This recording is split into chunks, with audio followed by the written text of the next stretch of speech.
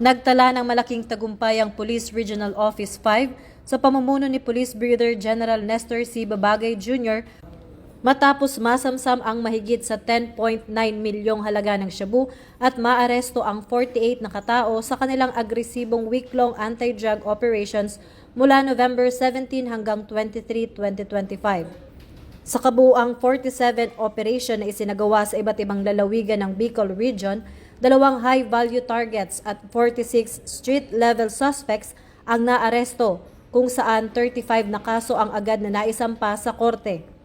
Pinakamalaking tagumpay sa linggong operasyon ang pagkakabawi ng 1.5 kilo ng shabu na nagkakahalaga ng 10.2 million sa Camarines Norte. Malinaw na patunay sa epektibong intelligence-driven policing ng Pro-5. Pinuri ni Police Brigadier General Babagay Jr. ang dedikasyon, disiplina at husay ng kanyang mga tauhan na aniyay patuloy na naglilingkod ng walang pagod para protektahan ang mamamayan laban sa banta ng ipinagbabawal na gamot.